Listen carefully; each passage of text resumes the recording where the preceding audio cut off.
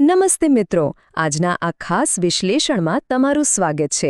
જો જ્યારે પણ આપણે સાબરમતી આશ્રમના પાવન હૃદયકુંજને યાદ કરીએ ને, ત્યારે આપણને માત્ર પૂજ્ય બાપુનું આવાસ જ નથી દેખાતું, પણ જીવન જીવવાની એક અદ્ભુત દૃષ્ટિ મળે છે. આજે આપણે એ જ હૃદયકુંજના પાવન વિચારોમાંથી જન્મ લેતા એકદમ મૂળભૂત સિદ્ધાંતોની વાત કરવાના છીએ. અને આ દૃષ્ટિ આપણને મળે છે હૃદયકુંજના એ 52 મણકાઓમાંથી. આ મણકા એટલે બીજું કંઈ નહીં, પણ આપણા વિચારોને શુદ્ધ અને આચરણને પવિત્ર બનાવતા જીવનના અત્યંત સચોટ સૂત્રો. આજે આપણે આ જ પાવન સૂત્રોમાંથી તારવેલા 3 સૌથી પાયાના સ્તંભોને સમજવાના છીએ. આ એવા સ્તંભો છે ને જે તમારા કામ અને વિચારોને એક નવી જ ઊંચાઈ પર લઈ જઈ શકે છે. તો ચાલો, જરાય મોડું કર્યા વગર આપણે પહેલા સિદ્ધાંત પર આવીએ. સ્તંભ 1 છે સાતત્યતા, એટલે કે નિરંતરતાની શક્તિ. હવે સાતત્યતા એટલે શું?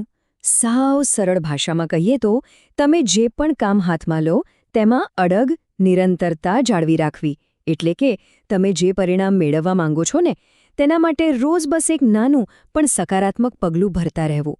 આપણે જાણીએ છીએ કે જો આપણા અભ્યાસમાં, આપણી સાધનામાં કે આપણા લક્ષ્યમાં આ નિરંતરતા હશે ને તો સફળતાને આપણું સરનામું શોધતી કોઈ જ નહીં રોકી શકે. તમે ઘણીવાર નોંધ્યું હશે કે આપણે કોઈ નવું કામ શરૂ કરીએ ત્યારે શરૂઆતમાં બહુ જ ઉત્સાહ હોય છે, પણ થોડા જ દિવસોમાં એ કામચલાઉ ઉત્સાહ ઓસરી જાય છે અને આપણે અટકી જઈએ છીએ. પણ તેની સરખામણીમાં એક નદીના સતત પ્રવાહને જુઓ. નદીનો પ્રવાહ મોટા મોટા નક્કર પહાડોને પણ ચીરી નાખે છે. એ એની કાચી તાકાતના લીધે નથી થતું, પણ એના ક્યારેય ન અટકવાના ગુણ એની નિરંતરતાના કારણે થાય છે. ખરેખર સાતત્યતાનો અસલી જાદુ જ આ છે. અને આ અદ્ભુત જાદુ સમજ્યા પછી હવે વાત કરીએ બીજા મહત્વના સ્તંભની. સ્તંભ 2, ઉઘડતર, એટલે કે આપણી ક્ષમતાઓનો સંપૂર્ણ વિકાસ. આ ઉઘડતર શબ્દ જ કેટલું સુંદર છે નહીં? ઉઘડતર એટલે આપણી અંદર ઊંડે છુપાયેલી ક્ષમતાઓનો પૂરેપૂરો વિકાસ થવો. તમે એક બંધ કળી વિશે વિચારો. જ્યાં સુધી એ કળી પૂરેપૂરી ખીલતી નથી ત્યાં સુધી એની સુગંધ આખા જગતમાં ફેલાઈ શકતી નથી. બરાબર એવી જ રીતે આપણી અંદર પણ અનંત શક્તિઓ, જ્ઞાન અને અનેક સદ્ગુણો છુપાયેલા છે. તેમને ઘંડોળીને જાગૃત કરવા એ જ તો સાચું ઉઘડતર છે. અલબત્ત આ આંતરિક વિકાસ રાતોરાત તો નથી જ થતો. એના માટે આપણે 3 સ્પષ્ટ પગલાં ભરવા પડે. સૌથી પહેલું પગલું છે આત્મચિંતન, એટલે કે સ્વાધ્યાય દ્વારા આપણી એ સુષુપ્ત શક્તિઓને ઓળખવી. બીજું પગલું છે આપણી સીમાઓ ઓળંગવી. કંઈક નવું શીખવા માટે, પોતાની જાતને વધુ સારી રીતે સમજવા માટે હંમેશા તૈયાર રહેવું. અને અંતે ત્રીજું પગલું, જે સૌથી અગત્યનું છે, એ છે પૂર્ણ વિકાસ.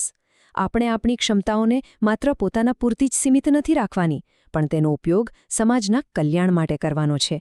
આ જ સાચો પુરુષાર્થ છે. હવે આપણે પહોંચ્યા છીએ આપણા અંતિમ અને કદાચ સૌથી ઊંડાણપૂર્વકના સ્તંભ પર. સ્તંભ 3, નિષ્ઠા, એટલે કે કર્તવ્ય પ્રત્યેની અતૂટ વફાદારી. જુઓ, સૌથી મહત્વની વાત એ છે કે આપણે આગળ જે 2 સ્તંભોની વાત કરીને એ ત્યારે જ સાચા અર્થમાં ખીલી શકે છે જ્યારે તેમનો પાયો નિષ્ઠા હોય. નિષ્ઠા એટલે માત્ર યંત્રની જેમ કામ કરવું એવું બિલકુલ નથી હોતું. એનો સાચો અર્થ છે સત્ય પ્રત્યે, આપણા કર્તવ્ય પ્રત્યે અને આપણે હાથ પર લીધેલા કોઈપણ કાર્ય પ્રત્યે આપણી સંપૂર્ણ અને અતૂટ પ્રતિબદ્ધતા. તમે જે પણ કામ હાથમાં લો તેમાં તમારી પૂરેપૂરી વફાદારી હોવી જ જોઈએ. કારણ કે જ્યારે આ વફાદારી તેની ચરમસીમાએ પહોંચે છે ને ત્યારે તમારા કામ પ્રત્યેનો તમારો પ્રેમ નિષ્ઠાવાન બની જાય છે. અને ત્યારે કામ માત્ર કામ નથી રહેતું, એ એક પૂજા બની જાય છે. જરા વિચારો પૂજ્ય બાપુના જીવન વિશે. તેમના જીવનમાં આ જ અદ્ભુત નિષ્ઠા હતી જેના કારણે તેઓ માત્ર એક સામાન્ય લાકડીના ટેકે આખા રાષ્ટ્રને બેઠું કરી શક્યા. આ છે સાચી નિષ્ઠાની અકલ્પનીય તાકાત. તો ચાલો હવે જોઈએ કે આ ત્રણેય સિદ્ધાંતો એકસાથે મળીને આપણા જીવનમાં કેવો અદ્ભુત સંકલ્પ ઊભો કરે છે. અંતિમ સંકલ્પ, જીવનમાં 3 સ્તંભોનું એકીકરણ.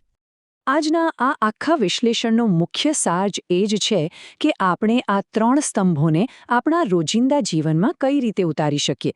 આપણે નક્કી કરીએ કે આપણે આપણા કાર્યોમાં સાતત્યતા લાવીશું. ત્યારબાદ આપણા પોતાના અને સમાજના કલ્યાણ માટે આપણી અંદર છુપાયેલી ક્ષમતાઓનું સંપૂર્ણ ઉઘડતર કરીશું. અને સૌથી અગત્યનું, આપણે જે પણ કરીએ તેમાં શ્રેષ્ઠ પરિણામો મેળવવા માટે પૂરેપૂરા નિષ્ઠાવાન બનીશું. હૃદયકુંજના આ પાવન મણકાઓ ખરેખર આપણા વ્યક્તિગત અને સામાજિક વિકાસ માટે એક બહુ જ શક્તિશાળી માધ્યમ છે. અને હવે એક ઊંડા વિચાર સાથે આપણે આજના આ સેશનને વિરામ આપીએ. સાતત્યતા, ઉઘાડતર અને નિષ્ઠા. તમે જરા વિચારજો કે આવતીકાલથી તમારી જીવન સફરમાં આ ત્રણમાંથી કયો મણકો તમને સૌથી વધુ માર્ગદર્શન આપશે? આ એક એવો પ્રશ્ન છે જે આપણને સૌને સતત આત્મનિરીક્ષણ કરવા પ્રેરે છે. તો આ સિદ્ધાંતો પર મનન કરતા રહો અને અંદરથી ખીલતા રહો. ધન્યવાદ.